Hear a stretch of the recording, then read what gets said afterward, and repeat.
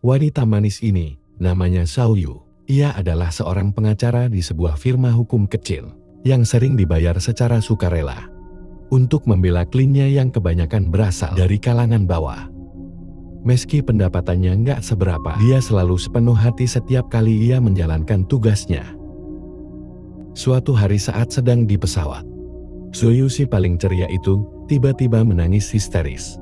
Hingga tanpa sadar, membuat penumpang di sebelahnya panik dan buru-buru memberikan tisu.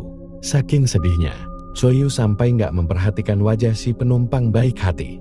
Xiaoyu malah sibuk meratapi nasibnya yang telah resmi menjanda di usia yang masih muda.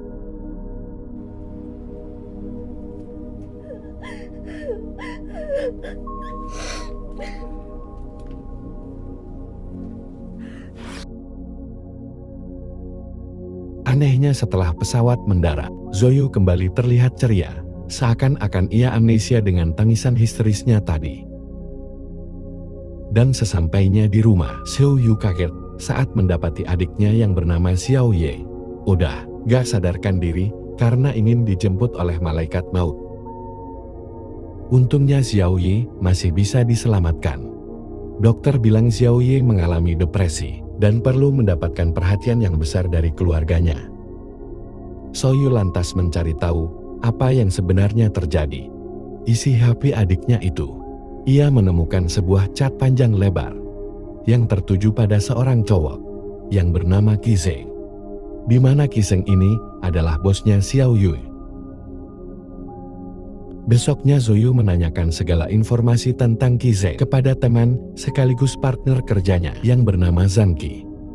Berdasarkan kabar yang pernah Zhang Qi dengar, Qizeng adalah seorang anak crazy rich yang saat ini menjadi penerus perusahaan ayahnya, yaitu Silin Group gosipnya. Qizeng ini seorang playboy yang doyan banget mainin hati banyak cewek. Mendengar itu, Xiaoyu pun yakin kalau Xiaoye baru saja dicampakkan oleh Qizeng. Xiaoyu kemudian pergi ke kantor adiknya dengan penuh amarah. Dan ternyata Qizeng adalah si penumpang baik hati waktu itu yang ada di pesawat kemarin. Sayangnya Xiaoyu nggak menyadarinya. Ia malah meminta Qizeng bertanggung jawab. Qizeng yang nggak tahu apa-apa hanya bisa menjelaskan kalau ia ini berkomunikasi dengan bawahannya cuma lewat email doang. Jadi nggak ada ceritanya Qizeng pernah modusin adiknya Xiaoyu. Dari situ Xiaoyu pun sadar bahwa Xiaoye yang terlalu terobsesi dengan Qizeng. Atas kejadian itu, Xiaoyu akan menyuruh adiknya untuk berhenti kerja di perusahaan Qizeng. Namun Qizeng nggak mengizinkan karena setiap karyawan yang berkejar dengannya telah terikat kontrak yang nggak bisa berhenti seenak jidatnya. Xiaoye yang mengetahui Xiaoyu pergi ke kantornya pun langsung marah-marah juga. Ia sampai kapan gak akan pernah resiga dari perusahaan walaupun Qizeng. Cintanya gak kesampaian. Setidaknya ia masih bisa melihat Qizeng dari jauh. Meski begitu, Xiaoyu tetap mencari cara agar Xiaoye bisa keluar dari perusahaan Qizeng. Namun setelah mempelajari kontrak kerjanya, Xiaoye ternyata memang gak bisa resiga sebelum kontrak kerjanya habis karena bisa kena penalti. Di tengah kemutannya itu, Xiaoyu mendapat kabar kalau kliennya yang seorang kuli bangunan sedang mencoba mengakhiri hidupnya juga. Dengan tergesa-gesa Xiaoyu pergi menghampiri kuli bangunan itu, di mana si kuli mengancam akan loncat dari atas gedung jika ia gak mendapatkan uang kompensasinya. Gak lama kemudian Qizeng selaku atasannya datang sambil membawa uang kompensasinya tersebut. Lalu Qizeng dan Xiaoyu naik ke puncak gedung, tapi karena Xiaoyu takut ketinggian, ia berjalan jadi tertatih-tatih. Qizeng yang melihatnya segera membantu Xiaoyu memberikan uangnya pada si kuli bangunan. Hingga akhirnya si kuli bangunan itu gak jadi mengakhiri hidupnya.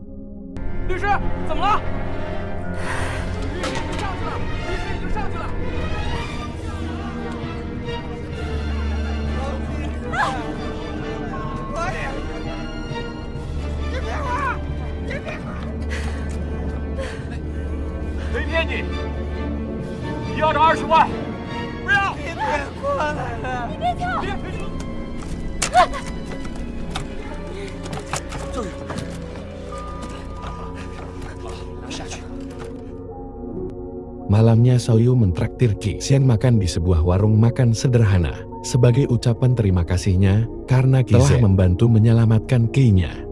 Lalu Zoyu membujuk Ki Zeng agar mengikhlaskan adiknya keluar dari kerjaannya. Tapi menurut Ki Zeng, daripada keluar, mending adiknya Zoyu pindah ke departemen lain. Merasa ide itu brilian, Zoyu pun setuju. Ia kemudian merasa bersalah karena pernah suuzon dengan mas-mas tersebut. Padahal Giselle nggak seburuk yang ia bayangkan.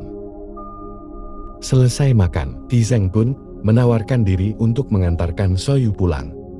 Tadinya Zoyu terus menolak, tapi karena hujan tiba-tiba turun dan Ki Zeng punya payung, mau nggak mau Zoyu pun pulang bareng Ki Zeng. Keesokan harinya di Bandara Gising, terlihat sedang menjemput teman masa kecilnya yang baru kembali dari luar negeri, namanya adalah Sinyal. Diam-diam Sinyo ini naksir berat sama Ki Zeng, makanya sehabis pulang dari bandara, Sinyo gak mau turun dari mobil Ki Zeng. Pokoknya kemanapun Ki Zeng pergi, Sinyo harus ikut. Namun Ki Zeng dengan 1000 akalnya berhasil membuat Sinyo turun dari mobilnya. Sementara itu, kabar tentang Zoyu dan Ki Zeng yang berhasil menyelamatkan seorang kuli bangunan viral dan jadi trending topik di mana-mana. Gara-gara itulah si bos minta Zoyu membujuk Ki Zeng agar mau bekerja sama dengan firma hukumnya untuk menjadi badan penasehat hukum yang baru di perusahaan Ki Zeng. Jika berhasil mendapatkan posisi tersebut, dalam setahun mereka bisa mendapat gaji sebesar 1 juta yen atau sekitar 2 miliar rupiah. Kalau Zoyu sampai menolak melakukannya, si bos mengancam akan meet up dengan malaikat maut. Mau nggak mau keesokan harinya, Soyu pun mulai mempresentasikan firma hukumnya di depan Ki Zeng dan para direksi lainnya. Dengan sangat percaya diri, Soyu menjelaskan kalau firma hukumnya ini sangat terpercaya dalam menjaga rahasia para kliennya dan belum pernah sekalipun kalah dalam kasus apapun. Yang lebih penting lagi, mereka selalu berusaha untuk menjadi pendengar yang baik dalam menempatkan posisi di kondisi klien mereka dengan sepenuh hati. Pokoknya apapun yang terjadi, mereka akan berkomitmen menyelesaikan kasus klien mereka sampai tuntas. Dan sejam kemudian, si bos mendapatkan sebuah telepon yang mengabarkan kalau mereka diterima sebagai badan penasehat hukum yang baru di perusahaan Ki Zeng. Dan untuk merayakan keberhasilan itu, si bos pun langsung ngajakin Soyu dan karyawan lainnya karaoke sepuasnya. Sepulangnya dari karaoke, Soyu diminta untuk menemui Ki Zeng di sebuah kafe dan di sana, tanpa basa-basi sedikit pun, Ki Zeng langsung menyatakan perasaannya pada Zoyu. Ia bilang bahwa dirinya udah jatuh hati pada Zoyu sejak pandangan pertama. Sontak Zoyu kaget. Dengan cepat ia menolak perasaan Giselle tersebut. Lagian Zoyu sadar diri, seorang janda miskin seperti dirinya sama sekali nggak pantas mendampingi Ki Zeng yang seorang anak crazy rich. Ia juga nggak pernah memimpikan sebuah kehidupan seperti seorang tuan putri. Lalu ia pun pergi. Di rumah Xiaoye, curhat ke Zoyu betapa galaunya ia sekarang karena baru aja dapat kabar dirinya dipindahkan ke departemen lain, yang mana ia jadi nggak bisa ngeliatin Ki Zeng lagi. Mendengar itu, Xiaoyu minta adiknya untuk berhenti ngehaluin Ki Zeng supaya cepat move on. Xiaoyu besoknya memperkenalkan Xiaoye dengan temannya yang bernama Sanki. Ia berharap Xiaoye bisa segera melupakan Ki Zeng dan membuka hati untuk orang lain. Setelah itu, Xiaoyu kembali ketemuan dengan Ki Zeng. Xiaoyu pikir akan membicarakan tentang pekerjaan. Namun pikiran Zoyu ternyata salah besar. Kini Keishan malah memberitahu Zoyu bahwa dia yang memberikan tisu sewaktu Zoyu menangis di pesawat dulu. Di situ Zoyu beralasan kalau ia menangis bukan karena rumah tangganya cuma bertahan selama 3 tahun, tapi karena uangnya terkuras habis untuk beli tiket pesawat paling mahal. Gak ingin Ki Zeng terus mengungkit masa lalunya sekarang. Gantian Zoyu yang nanyain balik ke Ki Zeng. Ia dengar Ki Zeng adalah seorang yang playboy dan kini sebentar lagi ia akan menikah. Mendengar itu, Ki Zeng langsung membantah kalau dirinya bukanlah seorang playboy. Kalaupun sebentar lagi akan menikah, Ki Zeng pastikan ia akan menikah dengan Zoyu. Pinter membual juga ini orang, ternyata. Ucapan Ki Zeng tadi langsung terngiang-ngiang di kepala Zoyu. Sampai-sampai saat Zoyu nanyain odolnya habis, Zoyu hanya mengangguk dengan tatapan kosong seperti orang linglung.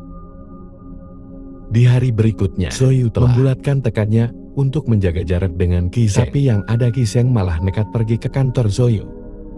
Ia terus meyakinkan Soyu kalau ucapannya waktu itu nggak main-main. Kalau Soyu nggak mau lagi pacaran, Ki-zeng siap menikahi Soyu. Saat ini juga, Soyu yang udah nggak tahan lagi dengan semua omongan Ki-zeng, langsung mengusir pria itu dari kantornya. Sialnya seminggu kemudian, Soyu yang bertugas sebagai penasehat hukumnya harus ikut mendampingi Ki-zeng melakukan perjalanan bisnis ke luar negeri. Suatu hari salah seorang pegawai Ki-zeng cerita kalau atasannya itu telah kehilangan ibunya sejak masih kecil, di mana ibunya itu meninggal bunuh diri di depan kedua mata Ki-zeng. Karena itulah ayah Ki-zeng memindahkan Ki-zeng ke Amerika selama 10 tahun. Dan malamnya, Soyu menghampiri Ki-zeng yang sedang membakar fotonya untuk memperingati hari kematian ibunya. Agar di atas sana ibunya bisa melihatnya, Ki-zeng sengaja membakar fotonya yang terlihat sedih. Lantaran begitulah perasaan yang ia rasakan ketika harus kehilangan sang ibu. Lagian ia lupa caranya tertawa saat ibunya gak ada lagi. Keesokan paginya, Pak Soyu lagi ngopi. Sekretaris Ki-zeng cerita tentang kebiasaan Ki-zeng yang sebelum ke kantor itu selalu ngopi di sebuah cafe yang sama setiap harinya. Padahal jarak tuh cafe dengan kantornya membutuhkan waktu sekitar 1,5 jam. Katanya Kais yang melakukan itu agar bisa melihat Soyu setiap hari meskipun hanya dari kejauhan. Sekembalinya dari perjalanan bisnis, Soyu mencoba membuktikan omongan sekretaris Ki-zeng itu dengan berjalan ke arah cafe yang emang biasa dia lewati untuk menuju kantornya. Dan benar aja di sana sudah ada Ki-zeng yang sedang memperhatikannya. Soyu pun segera mendatangi Ki-zeng. Dan seketika hatinya luluh dengan ketulusan pria tersebut. Ki-zeng yang menyadarinya pun mulai memberitahu Soyu bahwa seminggu ke depan ia akan kembali ke luar negeri untuk urusan bisnis. Ki-zeng berharap Soyu bisa menunggunya agar setelah itu mereka bisa pergi kencan bersama-sama. Dan sejak hari itu, hari demi hari pun Soyu lewati dengan perasaan gak sabar menantikan kepulangan Ki-zeng. Dan akhirnya Ki-zeng pun mengabari kalau ia akan pulang. Tapi sayang, besok Soyu mendadak harus pergi ke Beijing karena ada pekerjaan yang harus ia selesaikan.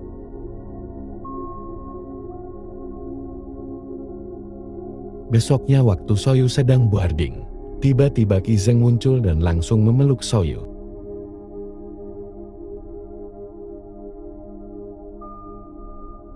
Ternyata Ki-zeng telah membeli tiket pesawat ke Beijing juga. Dan sesampainya di Beijing mereka berdua segera pergi kencan. Di tengah kencan itu, Soyu membelikan Ki-zeng sebuah sel yang sangat sederhana. Namun, kalau Ki-zeng yang memakainya pasti akan kelihatan mewah. Dan gak lama setelah mereka kencan, Ki-zeng harus pulang duluan. Meski begitu, Ki-zeng telah menyiapkan apapun yang Soyu butuhkan, mulai dari mobil jemputan sampai kartu kredit. Berhari-hari kemudian, Soyu pun pulang. Ia lalu pergi ke rumah Ki-zeng, dan sewaktu lagi bermesraan, Sinyo tiba-tiba datang sambil membawakan bunga dan makanan. Saat Ki-zeng mengenalkan Soyu sebagai pacarnya, terlihat Sinyo sangat cemburu. Apalagi saat Ki-zeng bilang kalau mereka akan secepatnya melangsungkan pernikahan. Tapi ternyata Ki-zeng harus kembali pergi ke luar negeri yang kemungkinan akan sangat lama. Karena saat ini bisnisnya sedang kacau balau.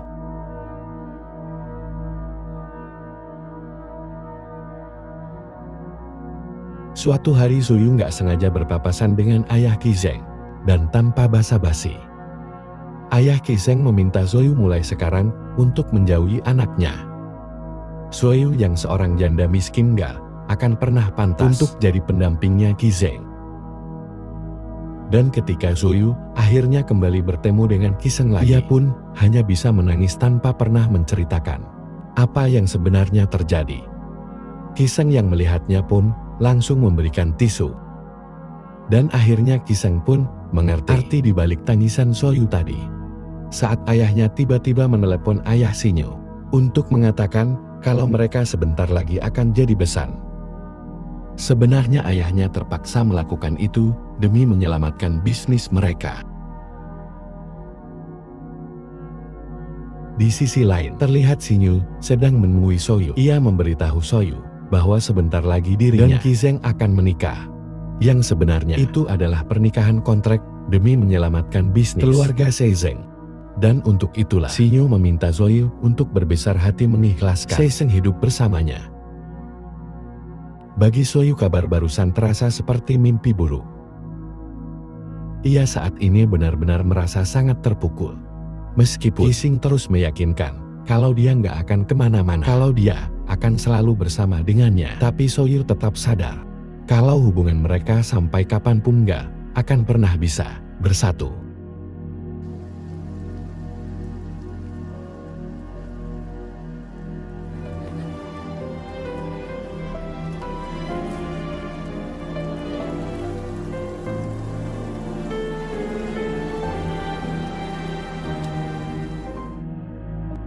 Besoknya dengan setegar mungkin, Soyu pergi menemui Kizeng dan Sinyu untuk menyerahkan surat perjanjian pranikah mereka berdua. Dan dengan sangat berat hati, Kizeng pun harus menandatanganinya. Mungkin tadi Soyu masih bisa tersenyum, tapi kini dia udah nggak bisa lagi menahan tangisnya.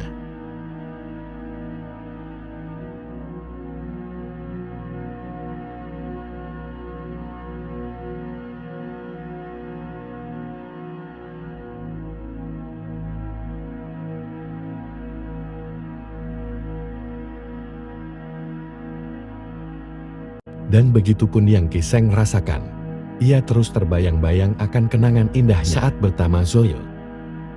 Di hari pernikahan Zanki, Soyu datang bersama Xiao Ye. Ketika melihat Kizeng juga datang, Soyu pun lantas buru-buru pergi dari sana. Namun Kizeng berhasil mencegahnya dan memeluk Soyu serat mungkin. Dan tanpa mereka sadari, Xiao Ye melihat semuanya. Kizeng lalu mengajak Soyu berbicara dari hati ke hati. Ia terus meyakinkan Soyu kalau dirinya nggak akan pernah bisa berpaling dari Soyu. Lagian Kizeng nggak ingin mengulangi kemalangan ibunya yang tersiksa menjalani pernikahan tanpa cinta. Makanya Kizeng ingin membatalkan pernikahan itu dan ngajakin Soyu pergi ke luar negeri untuk memulai semuanya dari awal lagi. Ketika hati Soyu akan luluh, mendadak Xiao Ye menelponnya.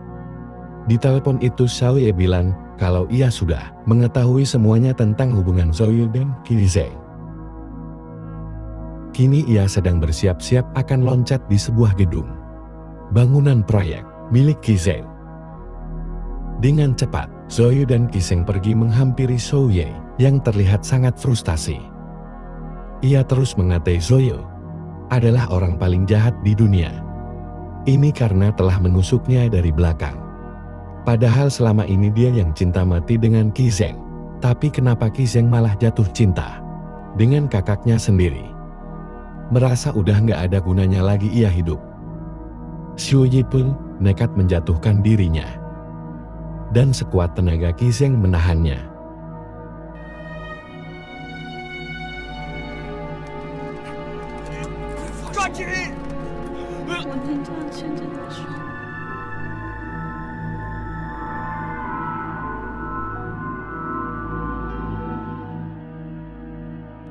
Namun untungnya Xiao Ye selamat, karena di bawah sudah ada tim pemadam kebakaran dan medis yang menunggunya.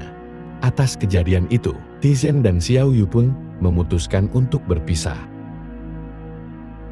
Di mana untuk saat ini Kizeng akan tinggal dan menetap di Hong Kong.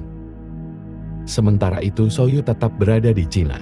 Ia kemudian dikejutkan dengan sebuah jembatan penyeberangan yang dinamakan The Rhine Bridge.